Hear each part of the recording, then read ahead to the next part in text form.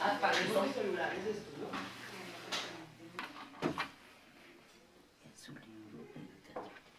Ya. ¿Listo? ¿Qué me dice? Si sabemos lo que no somos, tal vez podremos saber un poco más lo que somos. Fueron unas palabras que le escuché, maestro, al maestro Juan Monsalve, que es nuestro invitado de hoy. Yo soy Liliana Alzate, investigadora becaria del Instituto Caro y Cuervo, y esto es Otras Voces, la historia no contada del teatro.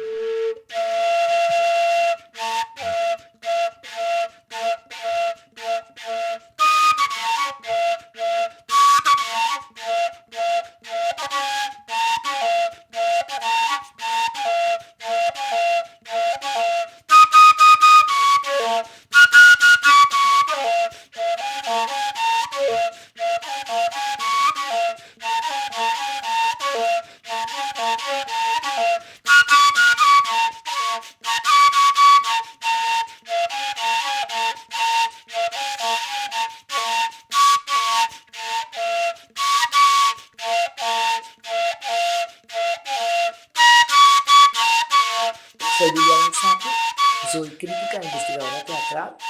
Empecé como actriz hace más o menos 25 años. Y bueno, ahora soy becaria del Instituto Caro y Cuervo con una investigación que tiene el título de Otras Voces, la historia no contada del teatro.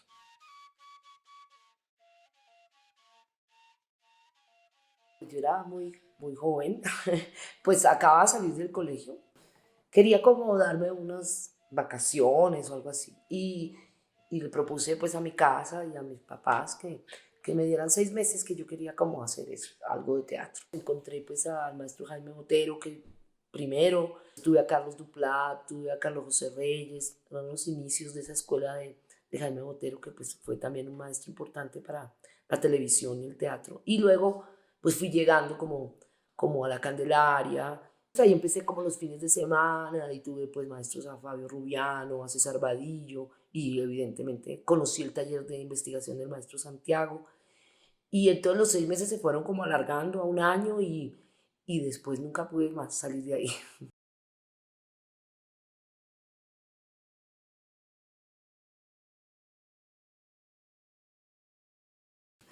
Una vez que mi madre me llevó a teatro como a los 12, 14 años, me llevó al local donde estaba estrenando Miguel Torres la Cándida Heredia de su abuela de Salma.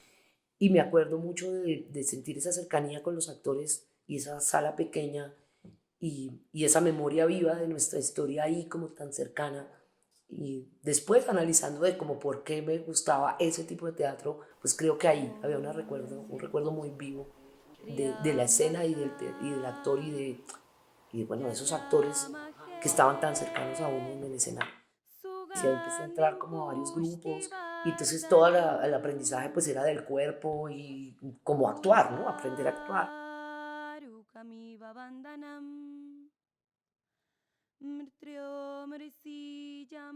Estudiábamos, oíamos charlas de Carlos José, estaba el libro de Fernando González Cajiao, que era pues el primer libro de historia del teatro. Yo me devoraba esos libros y empezaba a sentir como que eso era una carencia también dentro de los grupos. Ahí entonces aparece el taller permanente del maestro Santiago, donde entonces empiezo a entrar, donde se teorizaba desde la práctica y era otra manera de llegar a la teoría, pero se ponía en la práctica en la escena. Y salió un curso en la Universidad del Rosario que se llamaba Teoría y Crítica Teatral, un curso como una especialización, como un diplomado, fueron 2 años con tesis. Entonces iba a eso y ahí tuve pues unos maestros, Jorge Plata, Álvaro Garzón Marta, un investigador importantísimo del teatro del siglo XIX, el maestro Santiago pues ahí también. En ese tiempo tenía una columna en El Nuevo Siglo que lo tuve por 4 años, donde escribía sobre teatro, entonces podía entrar a las obras, entraba y escribía una vez cada semana. Entonces me empezó a interesar primero, digamos, las voces femeninas y ahí, pues esa fue la tesis de maestría y salió el primer libro que se llamó Teatro Femenino, una dramaturgia fronteriza. Bueno, Lili, bienvenida al Carmen de Viboral, contentas y contentos de tenerte acá. Dramaturga, directora, actriz, caleña, con un amplio bagaje en este mundo teatral. y muy también muy cuestionada por esto del hecho de ser mujer y las narrativas de lo femenino, ¿cierto? Y la dramaturgia desde lo femenino, y ahí es que tuve pues también como la oportunidad de compartir estos 2 días de taller, entender eso de, de lo femenino desde el escenario, pero que también nos abriga a todas y a todos. Ahí empecé a encontrar claves de lectura y empecé a conocer, digamos, todos los discursos postcoloniales. Entré en un grupo de investigación sobre amerindios y sobre voces amerindias, y entonces empecé a indagar más. Descubrí que aquí en Yerbabuena, en la biblioteca Caro y Cuervo de Yerbabuena, se encontraba el fondo de Cajiao y sobre todo las obras de Zapata Olivella, que en ese momento pues también en la Universidad del Valle ya le habían hecho bastantes homenajes, pero nadie hablaba de la parte teatral. Y al estar buscando el fondo de Cajiao, pues me encontré con el ALEC, que es el atlas lingüístico que tienen, donde aparecían 2 LPs con cantos de alabados y gualís, inédito, pues eran unos LPs. Finalmente fuimos favorecidos y ya me pude meter, digamos, más a fondo para usar las claves que yo quería, que ya había trabajado con las mujeres, que era el cuerpo, la voz y la memoria, y también que existía esta teatralidad fronteriza que se podía indagar y que había muchísimo material para rescatar. Toki, toki, toko, tiki. Toki, toki, toko, tiki. Toki, toki, toko, tiki. Toki, toki, toko, tiki. Toki, toki, toko, tiki. La investigación de otras voces recupera textos de la oralidad que no han sido leídos, digamos, dentro del canon oficial. Y también textos en la época clásica, finales del siglo XIX y principios del XX, donde su tema fueran estas voces. Pero propone como una manera de leer, ¿sí? Porque otra cosa que encontré fue que todos los textos que leía pues decía que no existía, que no había teatro originario, que era preteatral, que era un acontecimiento que no se podía llamar teatro. Entonces me di cuenta que ahí había una frontera liminal, que había algo impermeable que no las dejaba pasar, porque aún existiendo todo ese corpus, no pasaban al canon teatral, no eran estudiadas en la academia, no eran ni siquiera nombradas.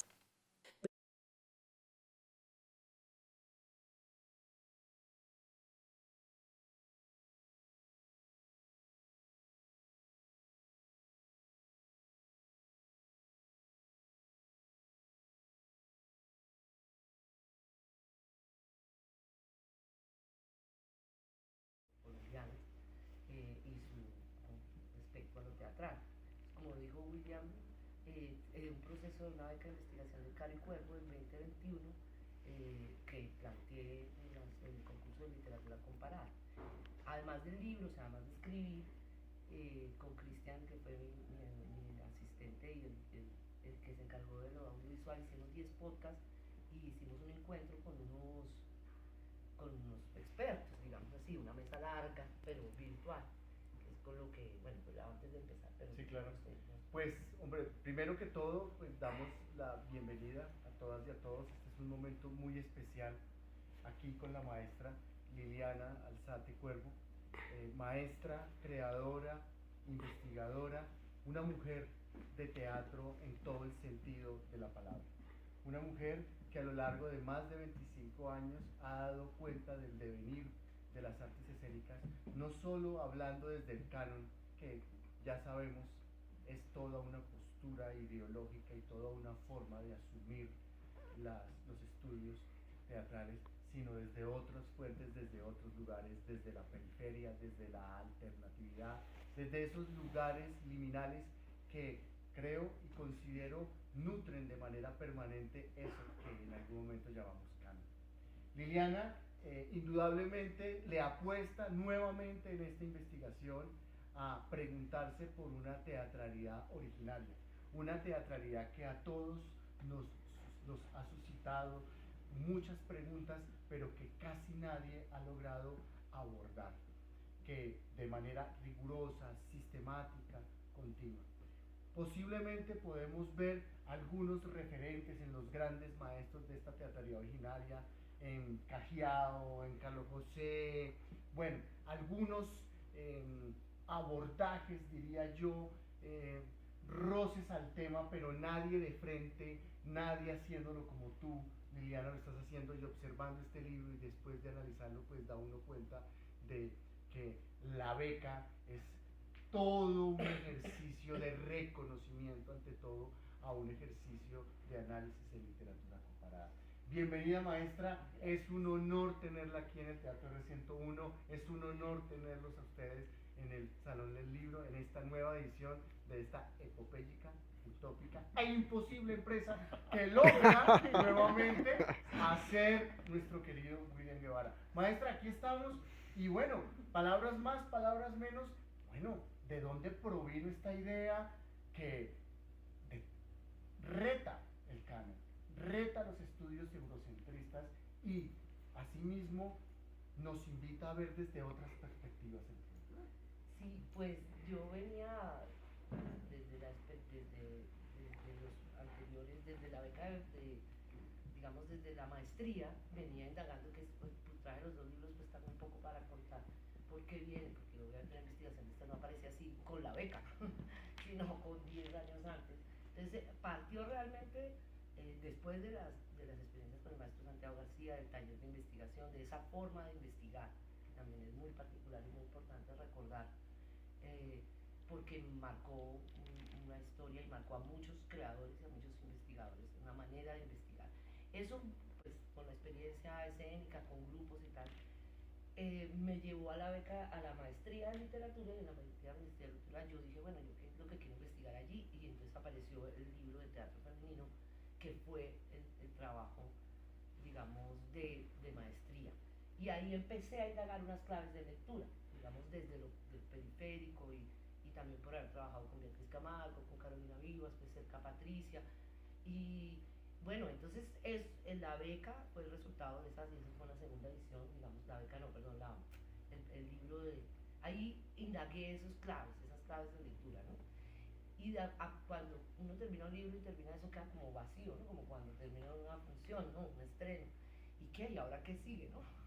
Y ahora que sigue, pues dentro de esa, de estudiar en la maestría, aparecieron las otras voces, las amerindias primero y luego las afrodescendientes. Estaba viviendo en Cali en ese momento, y bueno, la cultura de Cali, yo soy de Cali, la edición por eso es de una editorial caleña y de la Universidad de Santiago de Cali, que logró pues pasar ahí una convocatoria y logró la publicación.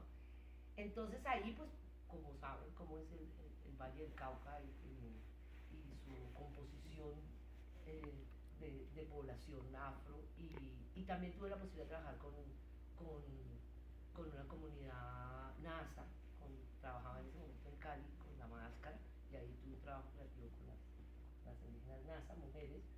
Entonces esto me fue como llenando, y es lo que tú dijiste ahorita, como ¿qué pasa ahí? Ahí hay algo, ahí hay algo no dicho, hay algo que no nos cuentan, entonces como folclore, o entonces estudios culturales pero ajenos, ¿no?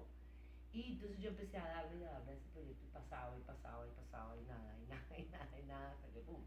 La pandemia para mí sí fue como al revés, tal vez porque uno se concentra, y estábamos, entonces como que pum. Y con Cristian, que somos amigos hace tiempos también, pues me ayudó bastante, y pasamos la idea del proyecto con 10 podcasts, con un documental corto que él pasó la vez pasada en el libro anterior, en el evento del libro anterior, y un encuentro con maestros expertos que lo hicimos virtual, que es lo que quiero mostrarles un fragmento para ver por qué. La primera cosa que sí quisiera como compartir con ustedes de teatro es por qué a Caro y Cuervo le interesa. Primero, no les interesa el teatro poco, lo tienen pues, es menor de los menores, si hay periferia, pues es más periferia de la periferia.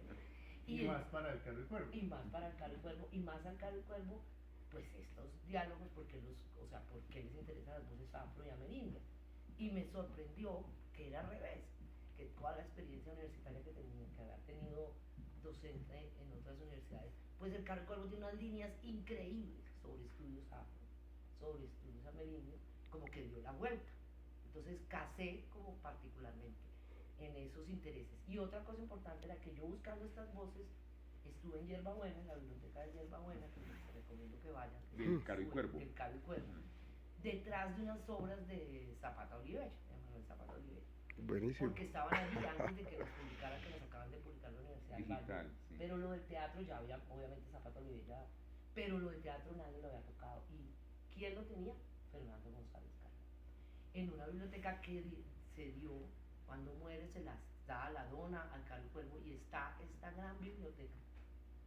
Entonces cuando yo voy por esas obras ahí, a que el señor me dejara sacar la fotocopia y todas esas cosas, me encuentro con esa biblioteca de Café, que no es la biblioteca del personal, pero es tomos y tomos y tomos y tomos. No era solo lo de Zapata, era toda la historia, mejor dicho, ni la mitad de lo que está en el libro que marcó la historia del teatro colombiano, que es su libro de historia del teatro colombiano. Entonces este maestro, además de ser creador, además de ser autor de obras con estas voces, recogía todo esto hasta que muere, ¿verdad? Y ahí se da uno cuenta que estas voces no son una cosa del pasado, no es una cosa que hacen por allá en la etnia del Amazonas, sino que es una cosa que está en las ciudades y que además recorre todo el país y recorre hasta los ecos. Entonces uno de los puntos es ecos, digamos que son las obras de hoy que tienen que ver, pues que tienen estas voces o que siguen esta indagación, ¿no? De una u otra manera. Esta pregunta por las otras voces indudablemente comienza con Fernando González Cajiao, desde su famoso y icónico libro de historia del teatro, donde ya nace una necesidad de encontrar una propia voz, y es de las primeras personas, de los primeros investigadores que acude a investigar este tipo de temas desde una propuesta decolonial. En ese entonces, cuando ni siquiera se estaba hablando de decolonización. Esto es muy importante, la labor del maestro Fernando en los 70s y en los 80s, pues que ya creo que a nivel investigativo llega a un punto muy interesante en sus aportes. Tenemos otros aportes, pero el hablar de teatro precolombino, el hablar de voces amerindias, el hablar de voces afrodescendientes, pues él propone ese paso, y bueno, ya vemos que la maestra recoge, reelabora, resignifica y nos está dando esta versión de este maravilloso libro. Otro tipo de investigadores sí han tocado el tema, por ejemplo María Mercedes Jaramillo con su texto de dramaturgia, con el análisis que hace del palenque a la escena, otros estudios que se hacen, pero indudablemente aquí el tema se aborda de una manera, innovadora, de una manera muy singular, y tiene una fuente, y es que para todos los que hemos hecho investigación, no en literatura, en teatro, y lo hemos cruzado, pues es que tenemos una investigadora que va a la fuente, y eso es muy importante, y que recoge desde la fuente misma lo que nos acaba de decir la maestra, pues de abordar a las voces en el mismo Valle del Cauca, recogerlas, escucharlas y empezar a elaborar sus diferentes hipótesis interpretativas acerca del hecho escénico, pues tiene un valor incalculable. Ya muy pocos, o sea, la investigación normalmente se hace, es muy citadina, por decirlo así, y aquí estamos frente a una investigadora que rompe con esos ámbitos tradicionales de la investigación y acude a otras fuentes de 2022 en la categoría de apoyo a publicación de obra literaria. Agendarte 2022 fue la primera convocatoria del presente año. Esta convocatoria ha permitido el desarrollo de muchos eventos en esta temporada literaria, y ahora vamos con este apoyo a los artistas y a su creación literaria. La Alcaldía Municipal de Chía, la Secretaría de Desarrollo Social y la Dirección de Cultura certifican que Liliana Alzate fue merecedor del apoyo a la publicación de obra literaria en el marco de la convocatoria Agendarte 2022, con su obra Al filo de la frontera. ¡Bravo! Desde aquí Liliana está muy letas, no la vamos a hacer pasar al escenario.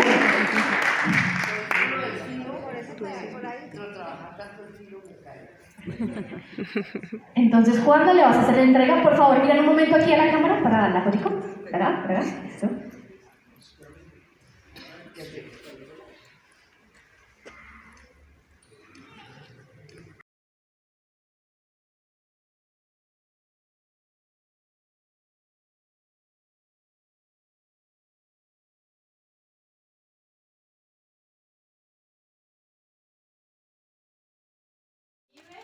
tenemos el grato gusto de tener a Liliana Alzate, que supongo que todos conocen, a la aclamada Liliana, que todos debemos saber, y ella ha llamado y convocado pues, a Vilma, a Emel y a Muriel, y van a hacer una lectura de su libro, de su obra de teatro.